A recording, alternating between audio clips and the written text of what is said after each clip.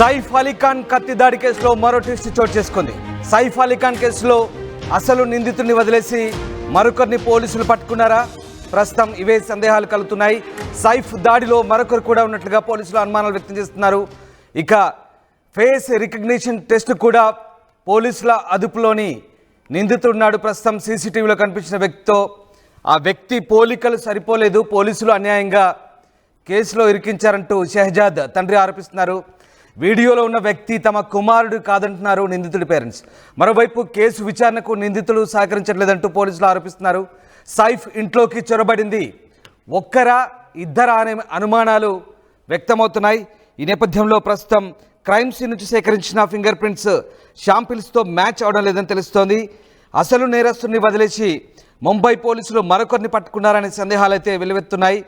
సైఫ్ అలీఖాన్పై దాడి కేసు నిందితుడు షరీఫుల్ ఇస్లాం షెహజాద్ వేలిముద్ర నమూనాలపై రాష్ట్ర నేర దర్యాప్తు సంస్థ సిఐడి నెగటివ్ రిపోర్టు సమర్పించిందని ఇక కొన్ని కథనాలు వెలువడుతున్నాయి. మొత్తం మీద నిందితుడి నుంచి సేకరించిన శాంపిల్స్ సరిపోవట్లేదంటూ ప్రస్తుతం తెలుస్తోంది.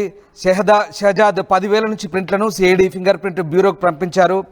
19 క్రైమ్ సీన్ ఫింగర్ ప్రింట్లలో ఏ ఒక్కటి కూడా నిందితుడి వేలిముద్రలతో మ్యాచ్ కాలేదంటూ సిస్టమ్ జనరేటెడ్ రిపోర్ట్ కూడా ధృవీకరించినట్టుగా తెలుస్తోంది. సో మొత్తం మీద బిగ్ ట్విస్ట్ అయితే చోటు చేసుకుంది.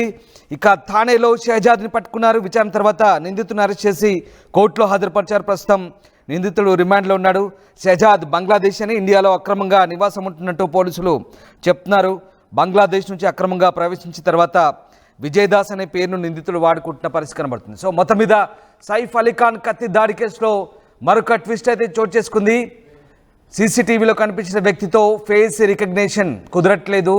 ఈ వ్యక్తికి పట్టుకున్న వ్యక్తికి ఆ వ్యక్తికి పోలికలు సరిపోవడం లేదు. దీంతో పోలీసులు తమ కుమారుడిని అన్యాయంగా ఇరికించారంటూ కూడా అతని తల్లిదండ్రులు కూడా ఆరోపిస్తున్న పరిస్థితి కనబడుతోంది. సో మొత్తం మీద సైఫ్ ఇంట్లోకి చేరబడింది ఒకరా ఇద్దరా? సెకండ్ అటాకర్ ఇంట్లోనే ఉన్నాడా? రెక్కి నిర్వహించింది ఎవరు? ఇలాంటి భిన్న వాదనలు అయితే వినిపిస్తున్నారు పోలీసులు. సైఫ్ ఇంట్లో సేకరించిన 19 ఫింగర్ ప్రింట్లకు నిందితుడితో మిస్ మ్యాచ్ అవుతోంది. దాదాపు 200 మంది ఫింగర్ ప్రింట్స్ పోలీసులు సేకరించారు. మరికొంతమందిని కూడా బాండ్రా పోలీసు విచారిస్తున్నారు. సో మొత్తం మీద పోలీసులకైతే ఊహించని షాక్ తగులుతోంది. ఈ కేసు విచారణలో భాగంగా నిందితుడి వేలి ముద్రలు అయితే ప్రస్తుతం మిస్ మ్యాచ్ అవుతున్నాయి. Yes, my colleague Sachin join అవుతున్నారు. సచిన్, ఇక్కడ నిందితుడి ఫేస్ రికగ్నిషన్ కానీ అలాగే ఫింగర్ ప్రింట్స్ కానీ పూర్తిగా మిస్ మ్యాచ్ అవుతున్న సందర్భం మనకు కనబడుతోంది. పోలీసులు కాస్త కన్ఫ్యూజన్ గురవుతున్నారు. అసలు నేరస్తుని వదిలేసి పోలీసులు ఇంకొకరిని పట్టుకున్నారా లేదా అటాక్ చేసింది ఇద్దరా? చాలా సందేహాలు ఉన్నాయి. ఏం జరుగుతుంది అసలు?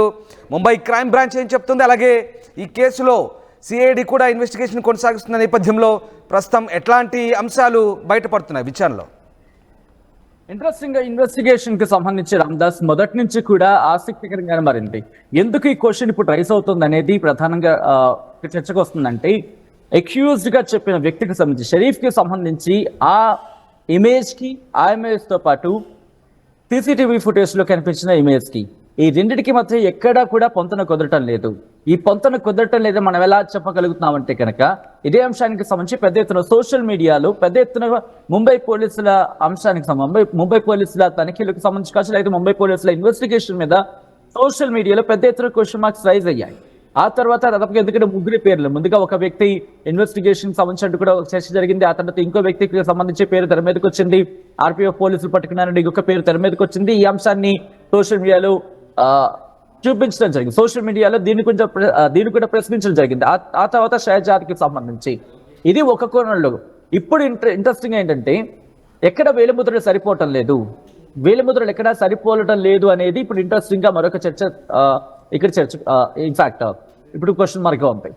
వీటన్నిటికీ మించి షెహజాద్ మీరు చూడొచ్చు, షరీఫ్ కి సంబంధించి షరీఫ్ కి అలాగే సీసీటీవీ ఈ రెండింటి కంపారిజన్లు ఆ రోజు ఆర్టీవీ చెప్పడం జరిగింది. ఎప్పుడైతే ఈ ఘటనకు సంబంధించి షెహజాద్ని పట్టుకున్నారో ఒక 2 రోజుల తర్వాత సోషల్ మీడియాలో ఎటువంటి చర్చ జరుగుతుంది, సోషల్ మీడియాలో ముంబై పోలీసుల పనితీరు మీద ఎటువంటి క్వశ్చన్స్ రైజ్ అవుతున్నాయి అనేది ఆర్టీవీ ఆ రోజు ట్వీట్స్ ట్విట్టర్ అకౌంట్స్ కి సంబంధించి కూడా చూపిస్తూ డీటెయిల్ గా చూపించుకుంటూ వచ్చినాం మనం. సో ఇటువంటి తరుణాల్లో ఈ క్వశ్చన్స్ రైజ్ అవుతున్నాయి. వీటన్నిటికీ తర్వాత నెక్స్ట్ వచ్చినప్పుడు ఆ రోజు దాడి జరిగిన తర్వాత ఇటు ఇబ్రహీం అంటే సైఫ్ అలీఖాన్ కుమారుడితో ఇబ్రహీంతో కలిసి ఆటోలో వెళ్ళాడు అంటూ కూడా ఇంకొక చర్చకు వచ్చింది. అక్కడ ఇన్ఫాక్ట్ ఆటో డ్రైవర్ ఎవరైతే సల్మాన్ ఖాన్ ని తీసుకెళ్లాడో ఆటో డ్రైవర్ కూడా సల్మాన్ ఖాన్ ఆటో దిగాడు, తనే స్ట్రెచర్ని పిలుచుకున్నాడు. స్ట్రెచర్ ముందు వచ్చిన స్ట్రెచర్ బాగాలేదనో లేకపోతే ఆ స్ట్రెచర్ లాంటిది కాదనో లేకపోతే ఇంకో స్ట్రెచర్ వచ్చింది తర్వాత తనే వెళ్ళాడు అంటూ కూడా చెప్పుకొచ్చిన సందర్భం. దాంతోపాటు అక్కడ ఇన్ఫాక్ట్ ఇదే అంశానికి సంబంధించి డాక్టర్లు కూడా మాట్లాడినప్పుడు తన సింహంలో వచ్చాడు అంటూ కూడా ఇంకొక వర్షన్. సో ఇక్కడ కూడా ఒక కాంట్రడిక్టరీ స్టేట్మెంట్ అనేది కనిపిస్తోంది. ఏమిటి అంటే ఇక్కడ అఫ్జల్ సైతి ఆ కాపీ కూడా ఇన్ఫాక్ట్ ఆ నోట్ కూడా మనం కొద్దిసేపటి క్రితం ఆన్ స్క్రీన్ చూడడం జరిగింది. ఒకసారి చూసే ప్రయత్నం చేద్దాం. ఆ నోట్ లో కూడా అఫ్జల్ సైది అని చెప్పి ఉంది. ఆ అఫ్జల్ సైది ఎవరు అంటే కనుక సైఫ్ అలీ ఖాన్ కి సంబంధించి స్నేహితుడు లేదా దగ్గర వ్యక్తి. తైమూర్ చిన్నపిల్లాడు కాబట్టి తైమూర్ కాదు అఫ్జల్ సైది పేరు చేర్చారంటే ఇంకొక చర్చ జోరందుకుంటోంది.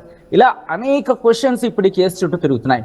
దీంతో పాటు ఒకరు కాదు 200 మందికి సంబంధించి ఫింగర్ ప్రింట్స్ ని గుర్తించడం జరిగింది. అంటే ఒకరు కాదు చేసింది ఎంతమంది అంటే ఒకరికి మించి ఉండొచ్చు అంటూ కూడా క్వశ్చన్ మార్క్స్ రైజ్ అవుతున్నాయి. అంటే షరీఫే చేశాడా లేకపోతే షరీఫ్ ఉన్నాడా? ఇప్పుడు ఈ క్వశ్చన్ రైజ్ అవుతుంది. షరీఫ్ తో పాటు ఇంకా ఎంతమంది ఉంటారు? 200 మందికి సంబంధించి ఫింగర్ ప్రింట్స్ ని గుర్తించినట్టుగా చెప్తున్నారు. ఇప్పుడు ఇవన్నీ క్వశ్చన్ మార్క్స్ ఎక్కడ కూడా పీటముడి వీడటం లేదు. ఎందుకంటే ఎవరు పట్టుకొచ్చారనేది ఇబ్రహీం సంబంధించి అంటూ కూడా ఒక చర్చ జరుగుతూ ఉంటే కాదు అఫ్జల్ సైది పట్టుకొచ్చాడు అంటూ కూడా ఇంకొక చర్చ. అక్కడ క్లారిటీ రావటం లేదు. దాంతోపాటు ఆన్ స్క్రీన్ చూస్తున్నారు ఆర్టీవీ స్క్రీన్ మీద ఇక్కడ షరీఫ్ కి అలాగే సీసీటీవీ ఫుటేజ్ కి అంటే పోలీసులు చూపించిన ఇమేజ్ కి ఆ వ్యక్తికి దాంతోపాటు సీసీటీవీ ఫుటేజ్ కి సంబంధించి సోషల్ మీడియాలో దీనికి సంబంధించి ఒక కామెంట్ అయితే మాత్రం మెన్షన్ చేయడం జరిగింది. వాళ్ళు దాదాపుగా 10 ఏళ్ల డిఫరెన్స్ కనిపిస్తోంది. ఎక్కడెక్కడ పోలిక కనిపించట్లేదు. ఎందుకంటే సీసీటీవీ ఫుటేజ్ లో చూసిన వ్యక్తి ముక్కు సంబంధించి షార్ప్ గా కనిపిస్తోంది. ఇక్కడ మీరు చూడొచ్చు ఈ ఫోటోని కంపారిజన్ ఫోటోని కనుక ఫ్రీజ్ చేయగలిగితే మనకు క్లియర్గా అర్థమవుతుంది. ఎందుకంటే కంపారిజన్ ఫోటో ఎందుకంటే ఐస్ డిస్టెన్స్ అనేది అలాగే నోజ్ లెంత్ ముక్కు పొడవుకి సంబంధించి ఐస్ లెంత్ మీరు చూడొచ్చు చాలా డిఫరెన్స్ అనేది కనిపిస్తోంది. ఒకసారి ఇది ఫ్రీజ్ చేయగలిగితే ఆ ఫ్రీజింగ్ లో మనకు అర్థమైపోతుంది. ఇటు షరీఫ్ కి సంబంధించి కాస్త వైడ్ గా మనకు కనిపిస్తోంది, కానీ సీసీటీవీ ఫుటేజ్ కి సంబంధించి కాస్త షార్ట్ గా మనకు కనిపిస్తోంది. దాంతోపాటు నోజ్ లెంత్ అంటే ముక్కు పొడవుకి సంబంధించి అది కూడా మీరు చూడొచ్చు షార్పెన్ గా ఉంది. సో అలా నుదురికి సంబంధించి అలాగే హెయిర్ కి సంబంధించి ఇలా అనేక క్వశ్చన్స్ రైజ్ చేయడం జరుగుతోంది. రైట్ సచిన్, ఇప్పుడు ఎగ్జాక్ట్లీ ఫేస్ రికగ్నిషన్ మ్యాచ్ కావట్లేదు అండ్ 19 సెట్ల ఫింగర్ ప్రింట్స్ తీసుకున్నారు. ఇవి ఎక్కడా కూడా పూర్తిగా మిస్ మ్యాచ్ అవుతున్న పరిస్థితి కనబడుతుంది. షరీఫుల్ షెహజాద్ వాటెవర్ అండ్ ఆకాష్ కనౌజియా ఇద్దరు కూడా ఇరానీ కాదు దాదాపు 200 మందితో ముఖ్యంగా ఇప్పుడు ఈ బంగ్లాదేశీ మాత్రం కంప్లీట్గా మిస్ మ్యాచ్ అవుతున్న పరిస్థితి. మరి దీనికి సంబంధించి సిఐడి నేర విభాగ సంస్థ దర్యాప్తు సంస్థ ఎట్లా ముందుకెళ్లే అవకాశం ఉంది ఫర్దర్గా? ఎగ్జాక్ట్గా ఎందుకంటే దీన్ని చాలా ప్రతిష్టాత్మకంగా తీసుకుంది మహారాష్ట్ర పోలీస్, మరి ముఖ్యంగా ముంబై పోలీస్. ఎవరిని వదిలిపెట్టడం లేదు. అంటే ఇన్నాళ్ళు ఒకరై ఉండొచ్చు కూడా, అంటే ఒక సీసీటీవీ ఫుటేజ్ బేస్ చేసుకుని మాట్లాడుకుంటే బహుశా ఒకరై ఉండొచ్చు అంటూ కూడా అనుమానాలు. కానీ ఇప్పుడు అలా కాదు. ఈ 200 ఫింగర్ ప్రింట్ కి సంబంధించి కలెక్ట్ చేశారని తెలిసిన వెంటనే అది కూడా ఒక సీనియర్ అఫీషియల్ జాతీయ మీడియాతో మాట్లాడుతున్న సందర్భం అంశానికి సంబంధించి ఆ జాతీయ మీడియా చెప్పిన సందర్భాలు ఏంటంటే కనుక ఆ 200 ఫింగర్ ప్రింట్స్ కలెక్ట్ చేసిన తర్వాత మ్యాచింగ్ లో డిఫికల్టీ ఫేస్ చేస్తున్నారనేది ఆ జాతీయ మీడియా సంస్థ పేర్కొంది. సో అటువంటి సందర్భం ఆ తర్వాత పరిణామ క్రమాలు చూసుకుంటే కనుక ఇన్వెస్టిగేషన్ ఆఫీసర్స్ ఇంకా దాన్ని చాలా స్ట్రిక్ట్ గా తీసుకోవడం జరుగుతుంది. ఎందుకంటే ఒకరు కాదు ఒకరితో పాటు ఇంకొంతమంది తోడుగా వెళ్ళుంటారా అనే కోణంలో కూడా పోలీసుల దర్యాప్తు జరుగుతోంది. ఎంతమంది వెళ్ళుండొచ్చు, ఎంతమంది దీంట్లో భాగస్వామ్యం అయ్యుండొచ్చు అనేది కూడా ఇప్పుడు వస్తాం. ఎందుకంటే ఆ వ్యక్తికి సంబంధించి ఒకరే ఉన్నారా, ఒకరితో పాటు ఇంకొకరు, ఆ ఒక్కరు అనేది కన్ఫర్మేషన్ వచ్చింది అనుకో దాదాపు సపోజ్ ఈ అంశానికి సంబంధించిన క్లారిటీ వచ్చేస్తుంది అనుకో. ఎందుకంటే ఇక్కడ ఒక మాట చెప్పడం జరుగుతుంది. ఫోరెన్సిక్ ఎవిడెన్స్ ప్రస్తుతం ఇంకా స్క్రూటినీ జరుగుతోంది. ఫోరెన్సిక్ ఎవిడెన్స్ ఏదైతే ఉందో దాన్ని ప్రస్తుతం స్క్రూటినీ చేస్తున్నారు. మరి ముఖ్యంగా రక్తపు మరకలు అంటే అక్యూజ్డ్ క్లాత్ మీద నిందితుడి బట్టల మీద రక్తపు మరకలు ఏవైతే ఉన్నాయో ఇన్ఫాక్ట్ ఆ క్లాత్స్ ని సీజ్ చేసినట్టుగా తెలుస్తోంది జనవరి 16 తారీఖున అంటే ఆ ఘటనకు సంబంధించి. సో ఈ నేపథ్యంలో ఆ రక్తపు మరకలు సైఫ్ అలీ ఖాన్ కి సంబంధించి రక్తపు మరకలతో మ్యాచ్ అవుతున్నాయి. సో ఇక్కడ కీలకమైన ఒకవేళ ఇదే కనుక నిజమైతే కీలకమైన డెవలప్మెంట్ పోలీసులు సాధించారనే చెప్పుకోవాలి. ఎందుకంటే ఆ బ్లడ్ శాంపిల్ కి సంబంధించి ఎందుకంటే డిఎన్ఏ ట్రేసబిలిటీకి వెళ్ళిపోయినప్పుడు ఆటోమేటిక్ గా ఈ 200 మంది లేకపోతే ఎంతమంది ఉంటే అంతమంది ఎక్కడెక్కడ కలెక్ట్ అయితే కనుక అప్పుడు కేసు స్పీడప్ అయ్యే అవకాశం కనిపిస్తోంది. Right. ఇక్కడ ప్రధానంగా ఇంకొక క్వశ్చన్ వినిపించడం జరుగుతోంది. అనేక అనుమానాలు సోషల్ మీడియా వేదిక. ఎందుకంటే ఆ రోజు ఘటన జరిగిన తర్వాత సైఫ్ అలీ ఖాన్ ఇంట్లో చాలా మంది ఉన్నారు. అంటే సైఫ్ అలీ ఖాన్ ఇంట్లో పనిచేస్తున్న సందర్భంలో చాలా మంది ఉంటారు. అంత అటువంటి పకడ్బందీ ఉన్న ప్రాంతంలో ఓ వ్యక్తి ఎలా పారిపోయాడు? ఎవరు సహకరించి ఉంటారు? ఇంట్లో వాళ్ళు ఎవరైనా సహకరించి ఉంటారా, లేకపోతే ఇంట్లో వాళ్ళ సాయం తీసుకుని ఉంటాడా? ప్రస్తుతం ఈ క్వశ్చన్స్ రైజ్ అవుతున్నాయి. అందుకే ఇంట్లో వాళ్ళని కూడా వదలట్లేదు. ఇంట్లో వాళ్ళని కూడా వాళ్ళు ఇన్వెస్టిగేషన్ చేయడం జరుగుతుంది. ముందుగా ఇంట్లో వాళ్ళకి సంబంధించి వాళ్ళు ఎంక్వైరీ చేయడం జరిగింది. ఒక్కొక్కరిని కూడా విచారించుకుంటూ వస్తున్నారు. కాబట్టి ఒకరు కాదు, దీని వెనకాల హస్తం ఉంది. మనం మొదటి నుంచి కూడా అనుమానం వ్యక్తం చేయడం జరుగుతోంది. ఎందుకంటే ఒక్కడి వల్ల సాధ్యమయ్యే పని కాదు అనేది క్లియర్ కట్ గా మనకు కనిపిస్తోంది. ఎవరిని సహాయం తీసుకుని ఉండాలి, లేకపోతే రెక్కి నిర్వహించి ఉండాలి, లేకపోతే ఎవరితోనైనా డీటెయిల్స్ తీసుకుని ఉండి పని చేయాలి, లేకపోతే ఇంటికి వచ్చే పని చేసి ఉండాలి.